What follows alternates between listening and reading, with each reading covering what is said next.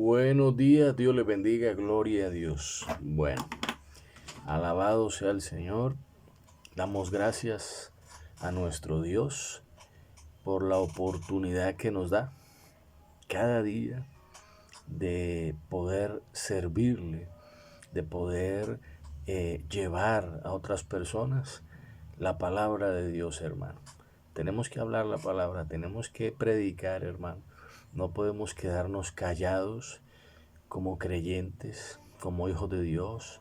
Somos llamados a predicar el Evangelio porque el pueblo de Dios no predica, no habla, pero el diablo sí está haciendo de las suyas, metiéndole en la cabeza a la gente, a la juventud, una cantidad de cucarachas en la cabeza, y por eso es que hoy en día vemos tanta descomposición social en la música, en la televisión, en todas partes se encuentra uno en las redes sociales, el diablo usando personas para ensuciar la mente de los seres humanos. Entonces tenemos que hablar la palabra, hermano. Voy a compartirles un pasaje que he tomado de la carta de Pedro, primera de Pedro, el versículo 5 y 6. Si usted tiene una Biblia, por favor, acompáñeme. Vamos a leer. Dice así la palabra del Señor, dice en el versículo 5. Dice, voy a leer desde el 4 para que entendamos. Dice, para una herencia incorruptible, incontaminada, inmarchitable, reservada en los cielos para nosotros, que somos guardados por el poder de Dios mediante la fe, para alcanzar la salvación que está preparada para ser manifestada en el tiempo final. Dice, por lo cual vosotros se alegran, aunque ahora por un poco de tiempo, si es necesario, tengan que ser afligidos en diversas pruebas, para que sometida a prueba vuestra fe, mucho más preciosa que el oro, el cual aunque perecedero se prueba con fuego, sea hallada en alabanza, gloria y honra, cuando se manifieste nuestro Señor Jesucristo. Gloria a Dios. Bueno, es un hermoso pasaje, muy edificante. Primera de Pedro, el capítulo 1, léalo allá. Usted que en su casa, que tiene tiempo, léalo y verá que va a ser edificado. Entonces, este pensamiento lo he titulado Pasados por el fuego. Pasados por el fuego. Entonces, vemos que según el texto que acabamos de leer, los creyentes, la iglesia, tenemos una herencia que está aguardándonos allá en el cielo, está esperando por nosotros.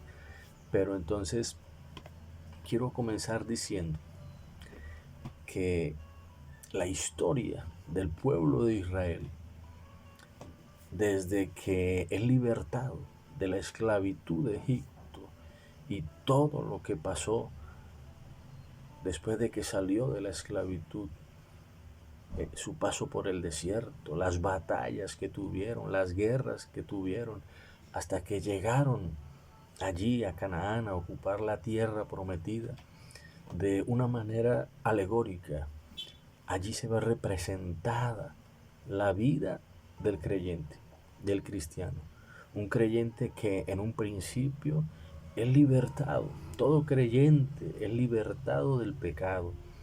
El Señor Jesucristo llega a la vida del ser humano en el momento preciso y lo hace libre de esa condición vana en la que está viviendo, y lo hace libre, rompe las cadenas del pecado y comienza a llevarlo en un proceso de santificación, a enseñarle a depender de Dios, así como enseñó al pueblo de Israel.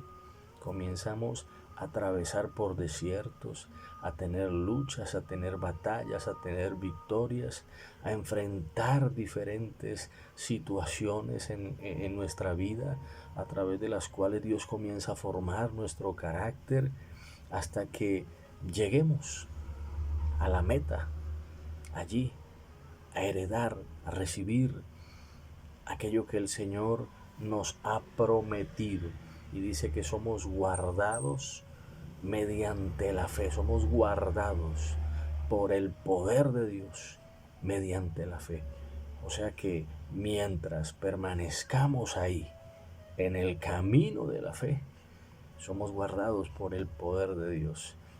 Llegaremos allí a estar algún día delante del Señor y recibir nuestro galardón, esa corona de la vida que el Señor ha prometido, esa vida eterna que el Señor ha prometido.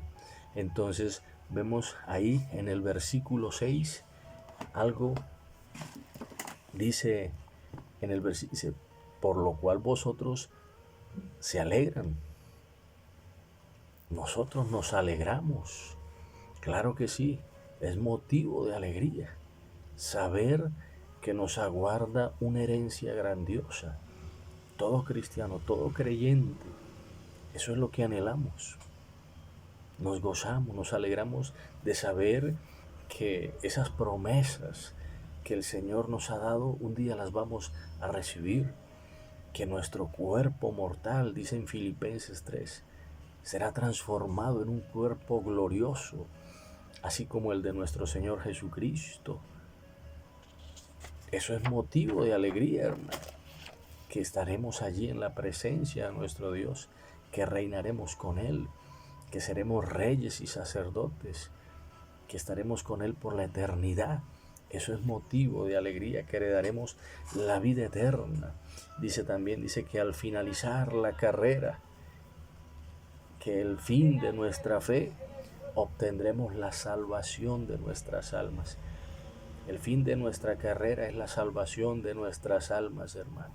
Eso es motivo de alegría para el creyente, para el pueblo de Dios, saber todas estas cosas. Dice, aunque ahora, por un poco de tiempo, si es necesario, tengamos que ser afligidos en diversas pruebas, para que sometida a prueba nuestra fe, mucha más valiosa que el oro, el cual es perecedero, pero es probado por el fuego. Sabemos que el fuego, para ser purificado, es colocado a grandes temperaturas, para que el mugre que pueda tener, la escoria, sea quemada y el oro quede más puro, más valioso. Ese es el propósito de pasarlo por el fuego. Y asimismo el cristiano, el creyente, dice que nuestra fe debe ser probada. Debemos pasar por el fuego de la prueba.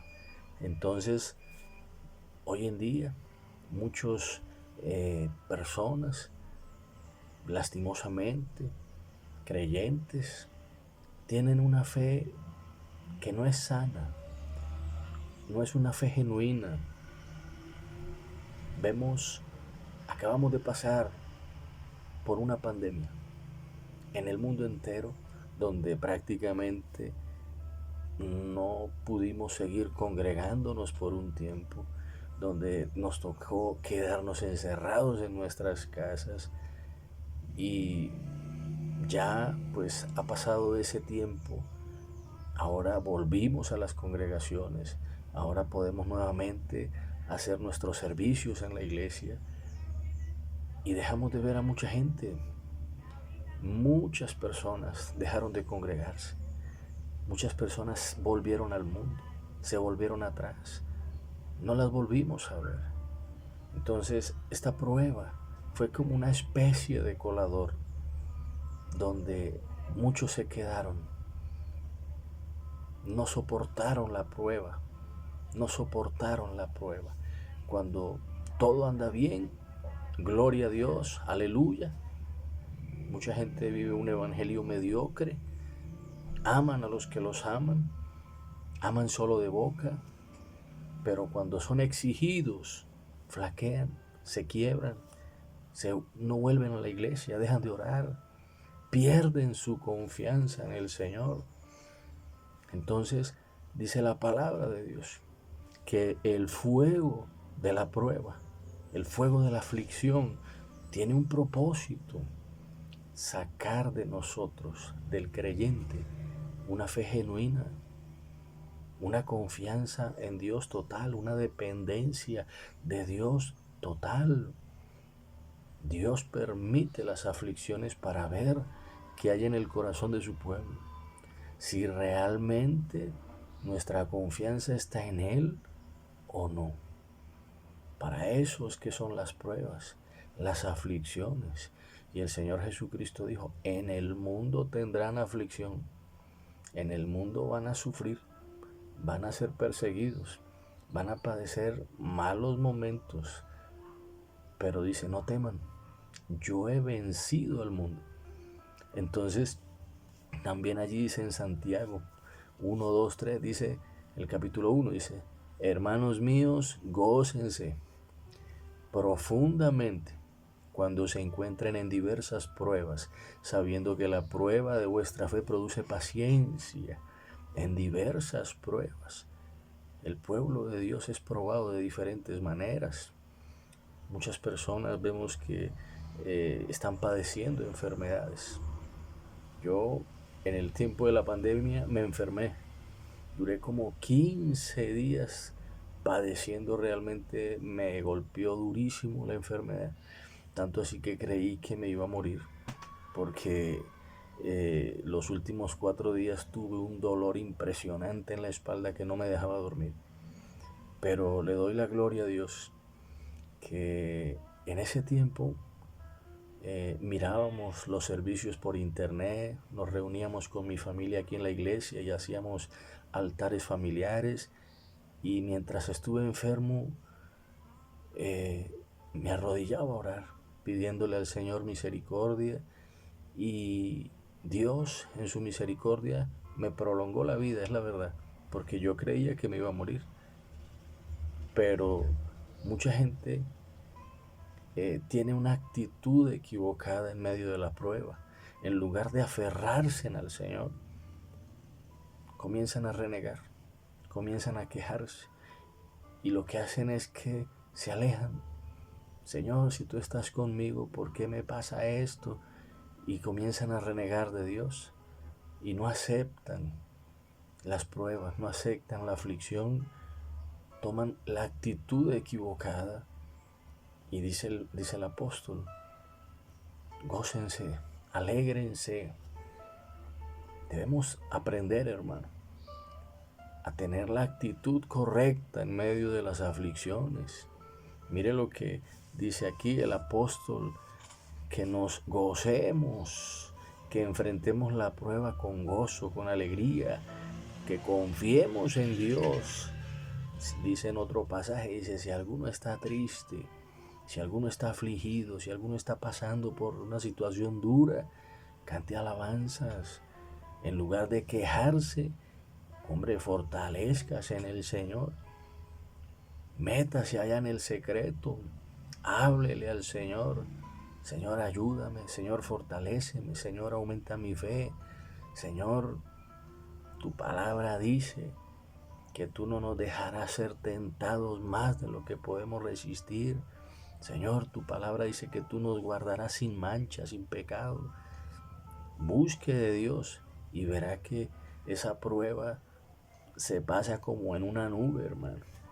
La prueba nos enseña a esperar, y mientras esperamos, ocupémonos en las cosas de Dios, hermano.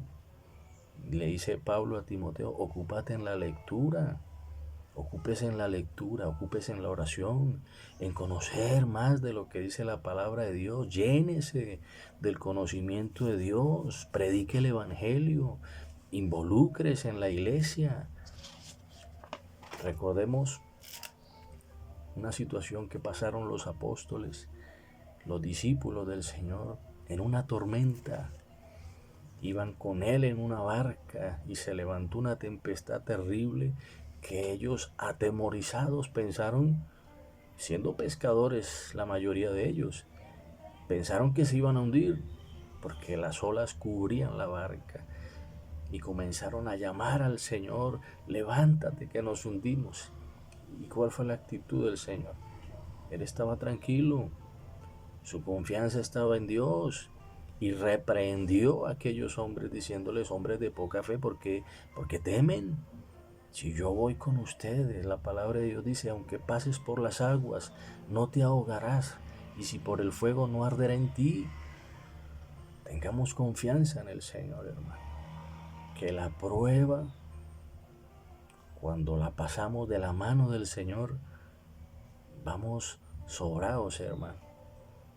Pero si quitamos la mirada del Señor, si comenzamos a mirar la tempestad y no al Señor, nos llenamos de temor.